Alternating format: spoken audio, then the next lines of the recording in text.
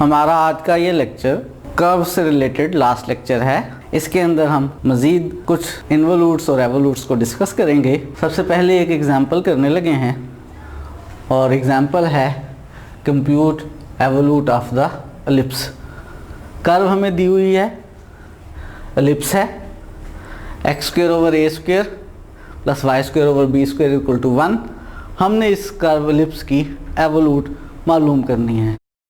हमने parametric curves की evolute मालूम करना सीखी है। मैं आपको याद करवा देता हूँ। अगर मेरे पास कर्व हो lambda of t is equal to x of t y of t, ये मेरे पास अगर गिवन कर्व हो, और rho is equal to x1 t y1 t जो है वो एवोल्यूट हो इस गिवन कर्व की, तो तब हमने सीखा है फार्मूला कि जो x1 t है वो इक्वल होता है x ऑफ t। मैं t नहीं लिख रहा, कंफर्म है, यहाँ मैं सारे x y t के फंक्शंस ले रहा हूँ। x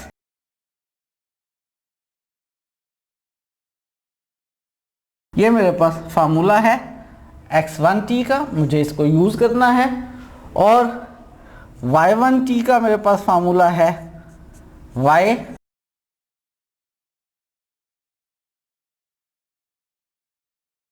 ये फार्मूले हमने पिछले लेक्चर में ड्राइव किए थे, आज मैंने लिख लिए हैं। मुझे इनका इस्तेमाल करना है, मुझे एवोल्यूट मालूम करनी है। इस वक्त कर्व है मेरे पास एलिप्स, इसकी एवोल्यूट हमने पहले थ्योरेटिकली मालूम की थी बेसिक डेफिनेशन को यूज़ करके। आज हम इसकी एवोल्यूट की बाकायदा इक्वेशन मालूम करने लगे हैं। उसके लिए जो एलिप्स है उसकी मुझे पैरामीट्रिक इक्वेशंस की ज़रूरत है। बना सकते हैं कोई ऐसी पैरामीट्रिक इक्वेशन जो इस एलिप्स के लिए हों, एक्स और वाई की वैल्यूज़ जो इस इक्वेशन को सेटिस्फाई करती हों। बिल्कुल हमने बनाई हुई है। क्या ये जो एलिप्स आपके सामने है, इस एलिप्स की पैरामीट्रिक इक्वेशन हमने लिखी हुई हैं। x equals to a cos of t, y equal है b साइन t के। अगर आप इनको x और y की जगह इस एलिप्स की इक्वेशन में पुट करेंगे तो दोनों साइड्स इक्वल आ जाएंगी। x और y पैरामीट्रिक इक्वेशन में हमने लिख लिए। फार्मूले के लिए अब हमें x और y के फर्स्ट और सेकंड डेरिवेटिव की ज़रूरत है। x का first derivative x dot calculate करते हैं, a कांस्टेंट है, cos का डेरिवेटिव माइनस साइन t हो गया। इसका सेकंड डेरिवेटिव कैलकुलेट करते हैं, माइनस a कांस्टेंट है, sin t का डेरिवेटिव cos t हो गया। y का फर्स्ट डेरिवेटिव कैलकुलेट करते हैं, b कांस्टेंट है, sin का डेरिवेटिव cos t हो गया। y का डबल डेरिवेटिव कैलकुलेट करते हैं, सेकंड डेरिवेटिव b कांस्टेंट है, cos का डेरिवेटिव माइनस sin t हो गया। हमें फार्मूले में ज़रूरत है न्यूमरेटर के अंदर x dot square plus y dot square की। ये x डॉट मौजूद है और ये y डॉट मौजूद है, इन दोनों का स्क्वायर लेते हैं तो x डॉट का स्क्वायर प्लस y डॉट का स्क्वायर, इसका स्क्वायर लेंगे a square sine square t plus y dot का स्क्वायर लेंगे b square cos square t. इसके अंदर मज़ीद कोई सिंप्लीफिकेशन पॉसिबल नहीं है, यही मेरे पास x dot square plus y dot square आ गया। और दोनों फार्मूलाई का डिनोमिनेटर कैलकुलेट करते हैं। डिनोमिनेटर में मुझे ज़रूरत है x dot y double dot minus y dot x double dot, x dot y double dot, x dot और y डबल डॉट का प्रोडक्ट माइनस माइनस प्लस हो जाएगा, a b sine square t आ जाएगा, a b sine square t minus फार्मूले का y dot और x double dot का प्रोडक्ट, इन दोनों को मल्टीप्लाई करेंगे, minus a b cos square t आ जाएगा। थोड़ा सा सिंप्लीफाई कर लेते हैं, ए बी कॉमन आ जाएगा, अंदर रह जाएगा sign square T plus cos square T. Sine square plus cos square 1 के इक्वल, तो मेरे पास x dot y double dot minus y dot और x डबल डॉट का आंसर आ गया ए बी। ये वैल्यूज पुट कर लेते हैं x1t में, तो हमारे पास जो एवोल्यूट है उसका x कोऑर्डिनेट आ जाएगा x1t। राइट साइड पे सबसे पहले ये x है और x की वैल्यू है मेरे पास a cos t minus y dot. y dot की वैल्यू मेरे पास है b cos t, फिर है x dot square plus y dot square जो किसके इक्वल है a square sine square t plus b square cos square t, और डिनोमिनेटर में x dot y double dot minus y dot x double dot जो हमने calculate किया है a b, ये a b के इक्वल लिख लिया। थोड़ा सा सिंप्लीफाई करते हैं, b कैंसिल हो गया, दोनों टर्म्स में से cos को कॉमन ले लें, cos t कॉमन, और अंदर रह जाएगा a minus a square sine square t और plus b square cos square t over a। इसमें एलसीएम ले लें तो cos t और a एलसीएम लेने के बाद ये a से मल्टीप्लाई हो जाएगा, a स्क्वायर आ जाएगा माइनस ये वाला minus a square sine square t, और ये वाला माइनस इस अंदर मल्टीप्लाई होगा तो minus b square cos square t। इसको थोड़ा सा और सिंप्लीफाई कर सकते हैं, cos t ओवर a, इन दो टर्म्स में से a स्क्वायर कॉमन ले लें, अंदर रह जाएगा a स्क्वायर कॉमन लेने के बाद अंदर रह जाएगा 1 माइनस साइन स्क्वायर t, और last term minus b square cos square t। 1 minus sine square को क्या लिख सकते हैं कॉस स्क्वायर, बाहर वाला cos t over a as it is, a square as it is, इसकी जगह cos square a square cos square t, और लास्ट वाली term minus b square cos square t। क्या कॉमन आ जाएगा इसमें से cos स्क्वायर, बाहर वाले cos से मल्टीप्लाई होके cos क्यूब हो जाएगा, तो x1 मेरे पास आ गया इस वक्त cos cube t into a square minus b square over a। ये मेरे पास x1t का आंसर आ गया सिंप्लीफाइड फॉर्म में। इसी तरह से वैल्यूज पुट करते हैं 2 में, और हमारे पास इक्वेशन 2 में वैल्यूज पुट करते हैं। इक्वेशन 2 में लेफ्ट साइड पे y1 है, यानी हमें y1 का आंसर मिल जाएगा। राइट साइड पे सबसे पहले y है और y की वैल्यू हमारे पास है b sin t, उसके बाद ये प्लस है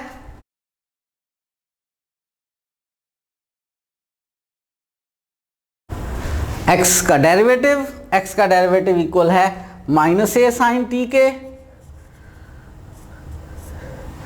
फिर x डॉट का स्क्वायर प्लस y डॉट का स्क्वायर जो हमने कैलकुलेट किया है a square sine square t plus b square cos square t,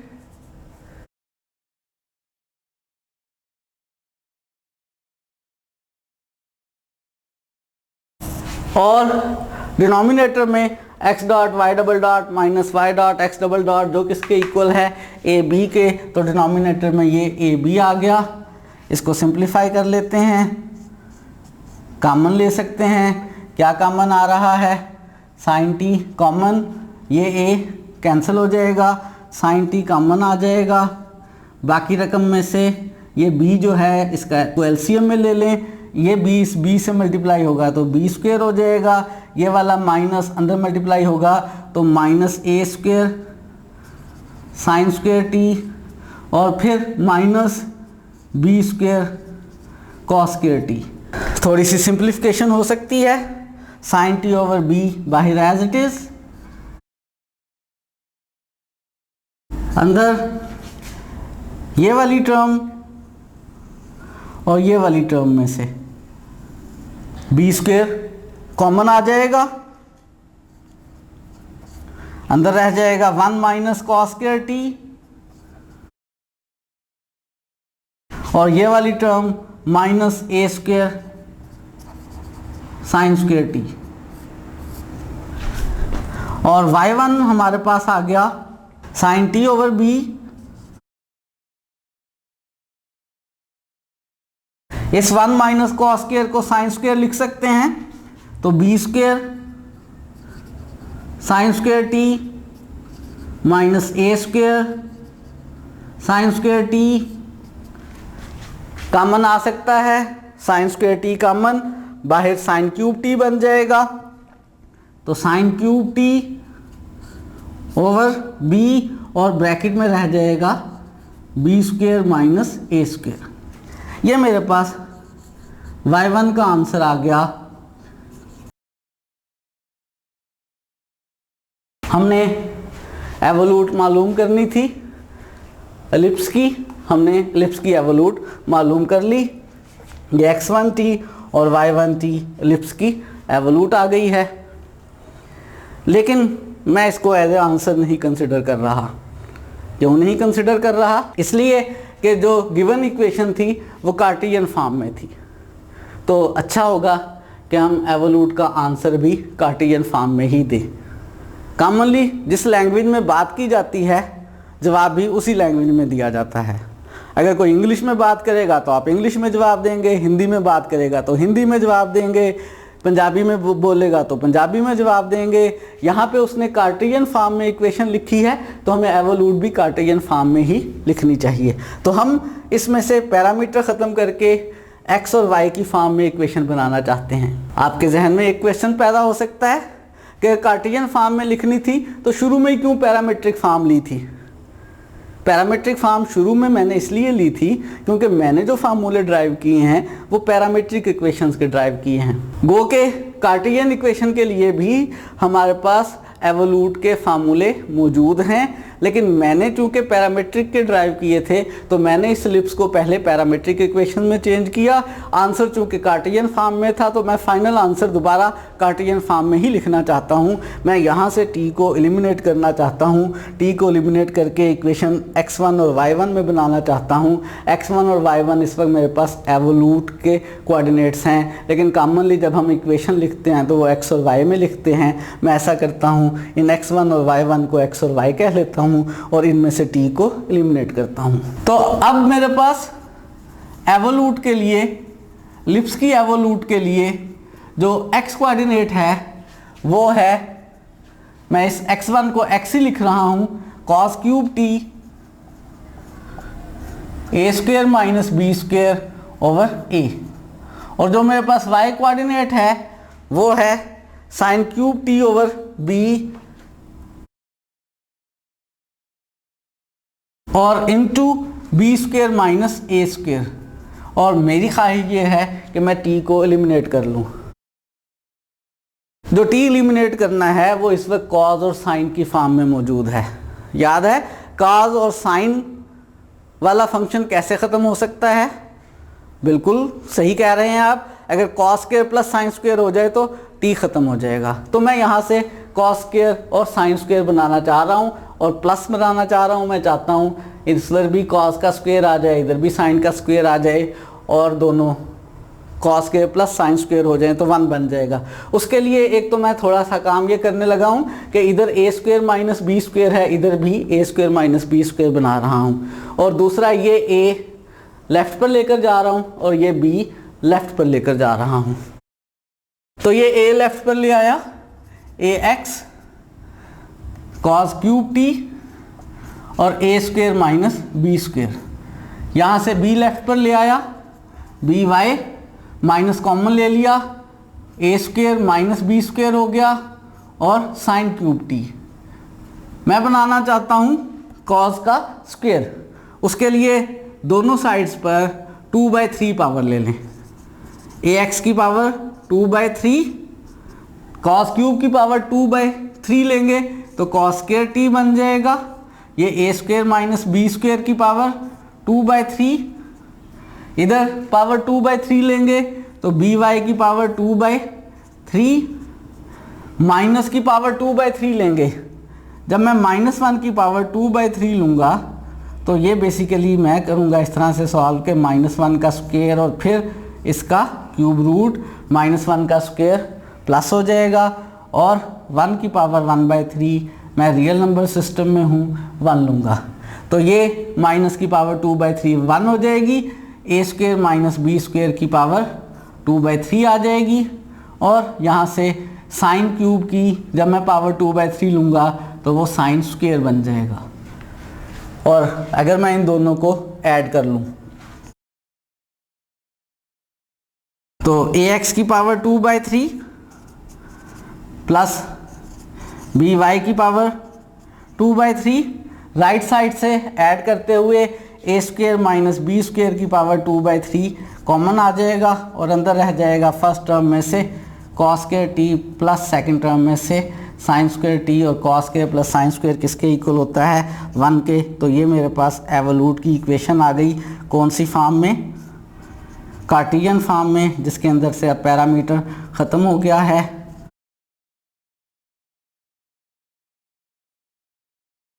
ये एलिप्स की एवोल्यूट है, ax की पावर 2/3 प्लस by की पावर 2/3 और a² माइनस b² की पावर 2/3।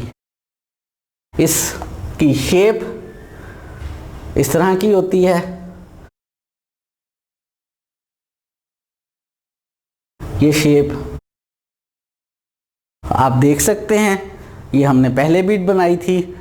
हमने पहले बेसिक डेफिनेशन यूज़ करते हुए अंदाज़ा किया था कि एलिप्स की जो एवोल्यूट है वो इस तरह की होगी। आज हमने एलिप्स की एवोल्यूट की इक्वेशन मालूम की है और इसका स्केच आप बना सकते हैं, वो इस तरह का बनता है।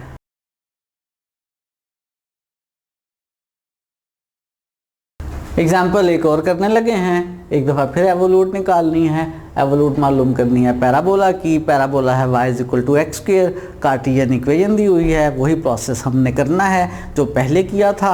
यानी हम क्या करेंगे, इसकी पहले पैरामीट्रिक इक्वेशंस बनाएंगे, पैरामीट्रिक इक्वेशंस में से x और y के डेरिवेटिव्स लेंगे, फार्मूलाई में पुट करके x1 और y1 मालूम करेंगे और आखिर में x1 और y1 को x और y लिख कर उसमें से t एलिमिनेट करके दोबारा कार्टेशियन फॉर्म में ही पैराबोला की एवोल्यूट मालूम करेंगे।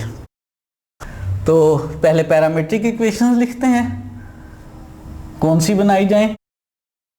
अगर मैं y को t ले लूँ तो x प्लस माइनस t की फॉर्म में आ जाएगा।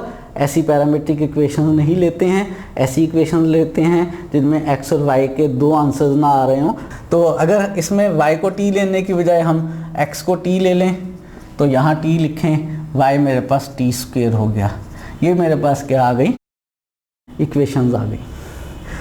x का डेरिवेटिव मालूम किया, t का डेरिवेटिव 1 हो गया, डबल डेरिवेटिव मालूम किया 0 हो गया।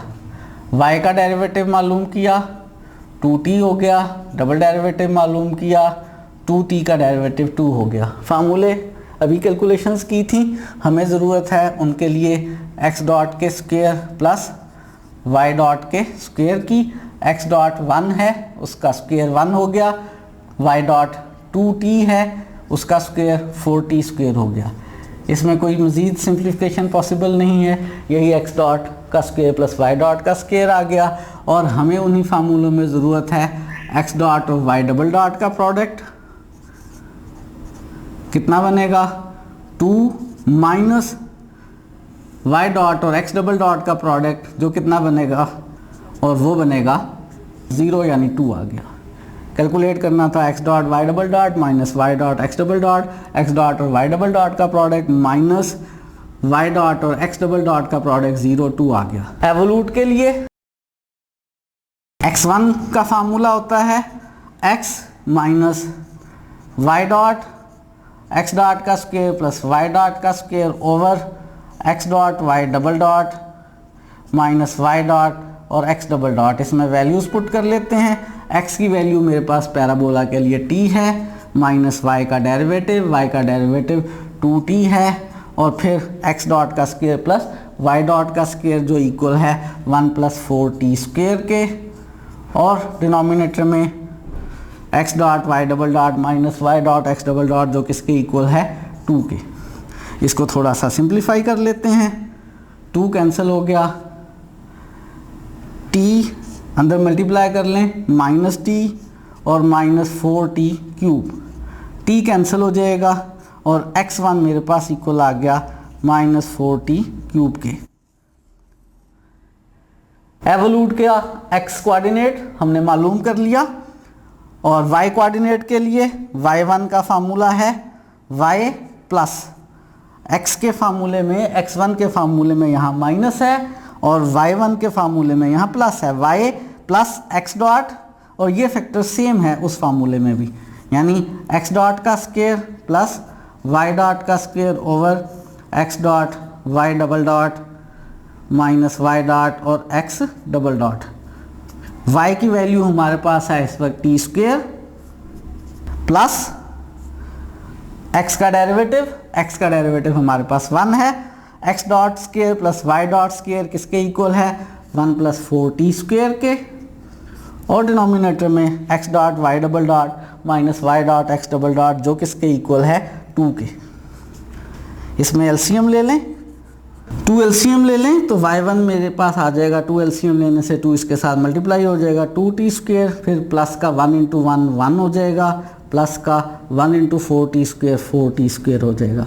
इसको सिंप्लीफाई कर लेते हैं तो y1 इक्वल आ गया 4t स्क्वायर और 2t स्क्वायर बन जाएगा 6t स्क्वायर प्लस 1 ओवर 2।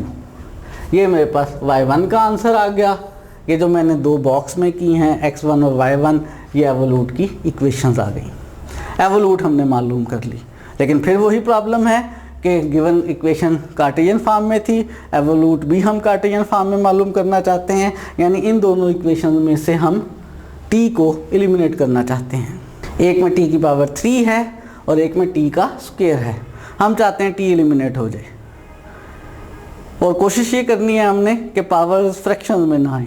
तो उसके लिए अगर मैं यहाँ से स्क्वायर लेकर t6 बना लूँ और इसमें से क्यूब लेकर t6 बना लूँ तो फ्रैक्शंस भी नहीं आएंगी पावर में और x और y की इक्वेशन बन जाएगी। लेकिन ऐसा करने से पहले मैं सबसे पहले ये करने लगा हूँ कि एवोल्यूट की कार्टेशियन इक्वेशन के लिए मैं इस x1 को x ले रहा हूँ, x is equal to 4t cube, क्योंकि मेरी ख्वाहिश है कि इक्वेशन जो है वो x और y की फॉर्म में आए, और इसको y ले रहा हूँ, y is equal to 6t square plus 1 over 2। और मैं चाहता हूँ, मैंने बता दिया, दोनों में t की पावर 6 करना। यहाँ पे दोनों तरफ स्क्वायर ले लें तो x स्क्वायर 4 का स्क्वायर 16 हो जाएगा, t की पावर 6 हो जाएगी। और यहाँ पे t की पावर 6 बनाने के लिए पहले t को अलग करें, 2 इधर ले आएँ 2y हो गया, 1 इधर ले आए माइनस हो गया 6t स्क्वायर। अब दोनों साइड्स पर क्यूब ले लें तो 2y माइनस 1 का क्यूब इक्वल आ जाएगा 6 का क्यूब जो है वो कितना बन जाएगा 216, और t स्क्वायर का क्यूब t6, और ये वाली यहाँ से t6 की वैल्यू निकाल के इसमें पुट कर दें तो 2y माइनस 1 का क्यूब इक्वल आ गया 216, और t6 की जगह यहाँ से वैल्यू बनेगी x स्क्वायर ओवर 16। इसमें थोड़ी सी सिंप्लीफिकेशन हो सकती है, 8 पर कैंसिल हो सकता है, 8 2 ज़ा 16 और 8 2 ज़ा 16 और 5 कैरी 56, 8 7 ज़ा 56। तो इस 2 को चाहे तो इधर ले आएँ या बस यही आंसर लिख लें, 2y माइनस 1 का cube is equal to 27/2 x square. ये मेरे पास क्या आ गई, पैराबोला की एवोल्यूट आ गई। हमें पैराबोला गिवन था, हमने उसकी एवोल्यूट मालूम कर ली।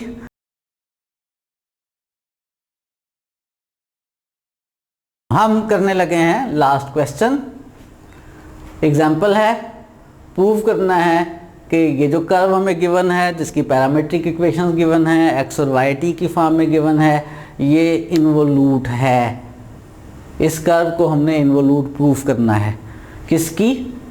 सर्कल की। कौन से सर्कल की? ऐसे सर्कल की जिसका रेडियस r हो और जिसका सेंटर ओरिजिन हो। हमें एक गिवन कर्व है, उस गिवन कर्व को हमने प्रूव करना है कि वो circle of radius r centre at origin की इन्वोल्यूट है। हो सकता है आप ये सोच रहे हो कि सर्कल लिखेंगे ऐसा जिसका सेंटर ओरिजिन और रेडियस आर हो, और फिर उसकी इन्वोल्यूट मालूम करेंगे और ये जवाब आएगा। लेकिन इन्वोल्यूट मालूम करना मैंने आपको नहीं सिखाया है, मैंने तो आपको एवोल्यूट मालूम करना सिखाया है, और उसने तो एवोल्यूट कैलकुलेट करने के लिए नहीं कहा। याद करें इन्वोल्यूट में और एवोल्यूट में क्या रिलेशन है। हमने कहा यह था कि अगर आपको एक कर्व गिवन है और आप उस गिवन कर्व के लिए मालूम कर सकते हैं एवोल्यूट, जो हमने पिछले क्वेश्चंस में, पिछली एग्जांपल्स में भी किया था। अगर आपको एक गिवन कर्व थी, आपने उसकी एवोल्यूट मालूम की है, तो जो गिवन कर्व है वो इस एवोल्यूट के लिए इन्वोल्यूट है।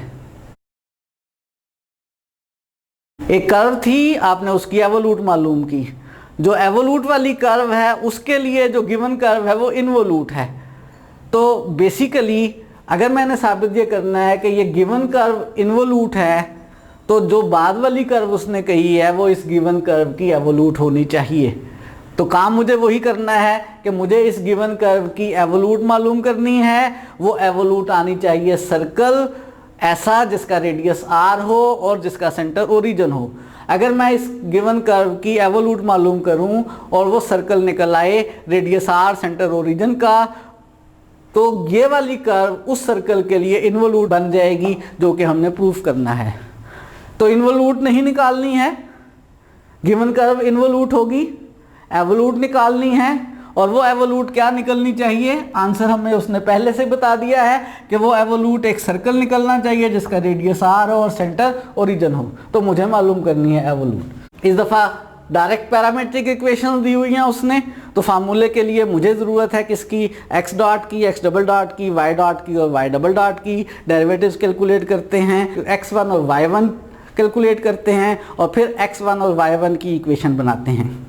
तो x के और y के डेरिवेटिव कैलकुलेट करते हैं। सबसे पहले x को डिफरेंशिएट किया with respect to t, x dot, r इसमें कांस्टेंट है, cos का derivative minus sine t plus t sine t पे प्रोडक्ट रूल लगेगा। t का डेरिवेटिव 1 इंटू साइन t, यानी साइन t आ गया, प्लस t और साइन t का डेरिवेटिव cos t, और इसमें से साइन t कैंसिल हो गया और x का डेरिवेटिव आ गया r t cos t। मुझे सेकंड डेरिवेटिव भी कैलकुलेट करना है, तो यहीं से x को एक दफ़ा फिर डिफरेंशिएट कर लिया, x डबल डॉट आ जाएगा, r कांस्टेंट है, t cos t पे प्रोडक्ट रूल लग जाएगा। t का derivative 1 into cos t plus t, और cos t का डेरिवेटिव माइनस साइन t, तो ये दरमियान में प्लस की जगह माइनस आ गया। मैंने x डॉट और x डबल डॉट कैलकुलेट कर लिए। इस तरह से ये जो मेरे पास y है, यहाँ से y डॉट कैलकुलेट करता हूँ। कैसे, r कांस्टेंट है, साइन का derivative cos t minus t cos t पे प्रोडक्ट रूल, t का डेरिवेटिव 1 और cos t, फिर प्लस, लेकिन इस माइनस की वजह से वो माइनस हो जाएगा, t एज इट इज़, और cos t का डेरिवेटिव माइनस साइन t। मैंने प्रोडक्ट रूल अप्लाई किया है। प्रोडक्ट रूल में दरमियान में प्लस आता है, लेकिन यहाँ पे इस माइनस की वजह से वो माइनस आ जाएगा। इसमें cos t और cos t कैंसिल हो गए, ये माइनस माइनस प्लस हो जाएगा, r t साइन t आ गया। ये y डॉट आ गया, y डबल डॉट निकालते हैं, इसको एक मरतबा फिर डिफरेंशिएट कर लेते हैं with respect to t। r constant है, t का derivative 1 into sine t plus t और साइन t का डेरिवेटिव cos t। ये मेरे पास y डबल डॉट आ गया। आपको याद है फार्मूलों में मुझे ज़रूरत है x डॉट के स्क्वायर प्लस y डॉट के स्क्वायर की। तो x डॉट और y डॉट इनका स्क्वायर और सम, x डॉट का स्क्वायर प्लस y डॉट का स्क्वायर, x डॉट का स्क्वायर लेंगे इस x डॉट का, तो ये बन जाएगा r square t square cos square t, फिर प्लस y डॉट का स्क्वायर लेंगे तो r स्क्वायर t स्क्वायर और साइन स्क्वायर t, और सिंप्लीफाई कर लेते हैं। क्या, r square t square common ले लिया, cos square plus sine square 1 आ गया, तो यही मेरे पास x dot square plus y dot का स्क्वायर आ गया, r स्क्वायर t स्क्वायर। और सेकेंडली मुझे कैलकुलेट करना है x dot, y double dot minus y dot और x डबल डॉट। आपको 2-3 क्वेश्चंस करके प्रैक्टिस हो गई होगी। x डॉट और y डबल डॉट को मल्टीप्लाई करेंगे, जब इनको मल्टीप्लाई करेंगे तो ये बन जाएगा r square t cos t और अंदर ब्रैकेट के sine t plus t cos t, फिर माइनस ये y डॉट और x डबल डॉट इन दोनों को मल्टीप्लाई करेंगे। जब इनको मल्टीप्लाई करेंगे तो आर टी साइन टी और ये मल्टीप्लाई होगा इसके साथ, r और r मल्टीप्लाई होंगे तो बेसिकली r स्क्वायर हो जाएगा। ये वाला t साइन टी और ये वाली ब्रैकेट ये आ जाएगा cos t minus t sine t. इसको थोड़ा सा सिंप्लीफाई कर लेते हैं तो मेरे पास x dot y double dot minus y dot और x into x double dot आ रहा है क्या, आर स्क्वायर टी कॉमन ले लें। पहली ब्रैकेट में cos से अंदर मल्टीप्लाई कर लें, cos t sine t plus इसको मल्टीप्लाई करेंगे तो t और cos स्क्वायर t हो जाएगा। दूसरी ब्रैकेट में बाहर वाले माइनस और साइन टी से मल्टीप्लाई कर लें तो minus sine t cos t और सेकंड टर्म के साथ माइनस माइनस प्लस हो जाएगा टी साइन स्क्वायर टी। और क्या हो गया, sine t cos t plus और माइनस का कैंसिल हो गए, इन दोनों टर्म्स में से टी कॉमन आ जाएगा। टी कॉमन आने के बाद अंदर क्या रह जाएगा, अंदर रह जाएगा cos square T plus sign square t, cos square T plus sign square T 1 हो जाएगा और ये टी इंटू टी स्क्वायर हो जाएगा, आर स्क्वायर टी स्क्वायर। ये मेरे पास वैल्यू आ गई x dot y double dot minus y dot x double dot की। ये सारी वैल्यूज़ पुट कर लेते हैं x1 और y1 के फार्मूले में। x1 का फार्मूला है x minus y dot, x dot का स्क्वायर प्लस वाई डॉट का square over x dot y double dot minus y dot और एक्स डबल डॉट। इस फार्मूले में सबसे पहले x की वैल्यू मेरे पास क्या है, r into cos t plus t sine t, फिर माइनस y डॉट की वैल्यू मेरे पास है r T sine T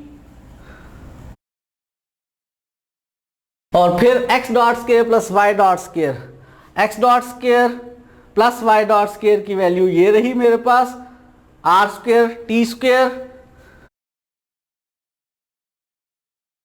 over x dot y double dot minus y dot x double dot और इसकी वैल्यू मेरे पास कितनी है, आर स्क्वायर टी स्क्वायर। ये वैल्यूज मैंने पुट कर ली तो मेरे पास x1 का आंसर आ रहा है, ये r square t square cancel हो गए, ये r कॉमन ले लें, फर्स्ट टर्म में से बचेगा cos t plus t sine t और सेकंड टर्म में से बचेगा माइनस t साइन t और t साइन t कैंसिल हो गया, x1 मेरे पास आ गया r cos t, x1 calculate हो गया। और y1 का फार्मूला लिखते हैं, हमें मालूम है कि y1 किसके इक्वल होता है, y प्लस एक्स डॉट का स्क्वायर प्लस वाई डॉट का square over x dot y double dot minus y dot x double dot. इस फार्मूले में वैल्यूज पुट करते हैं। सबसे पहले y की वैल्यू है हमारे पास r into sine t minus t cos t plus x का डेरिवेटिव, x के डेरिवेटिव की वैल्यू मौजूद है आर टी कॉस टी, उसके बाद x dot square plus y dot के स्क्वायर की वैल्यू ये मेरे पास मौजूद है आर स्क्वायर टी स्क्वायर और डिनोमिनेटर में x dot y double dot minus y dot x double dot की वैल्यू वो भी मालूम है हमें are square t square.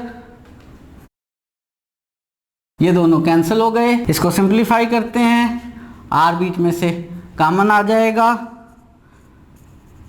Sign t minus t cos t plus t cos t, t cos t plus और minus के cancel हो गए, y1 मेरे पास आ गया r साइन टी।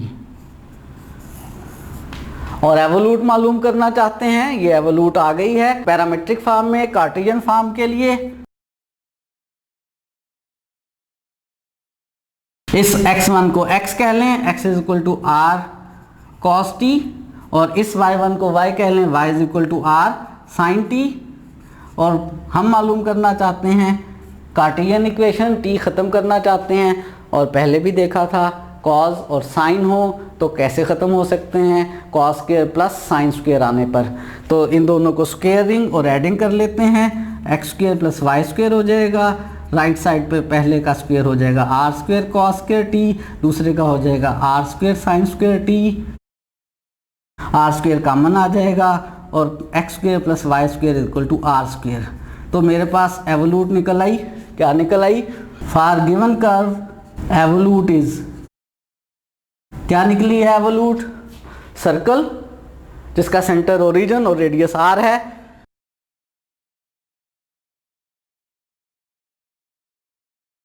और इस बात का क्या नतीजा निकला? एवोल्यूट है गिवन कर्व की सर्कल, रेडियस आर और सेंटर एट ओरिजिन। तो इस सर्कल की इन्वोल्यूट गिवन कर्व है। इसका मतलब प्रूव हो गया कि जो गिवन कर्व है वो इन्वोल्यूट है किसकी?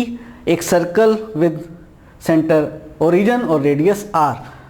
हेंस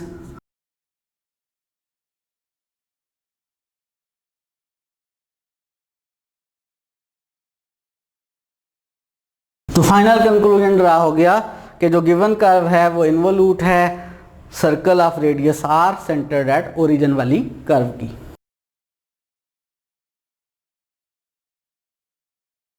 असाइनमेंट है, कंप्यूट करना है एवोल्यूट साइक्लाइड का।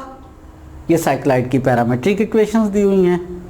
एवोल्यूट कैलकुलेट करने का आपको फार्मूला आता है, आप एवोल्यूट कैलकुलेट कर लेंगे आसानी के साथ।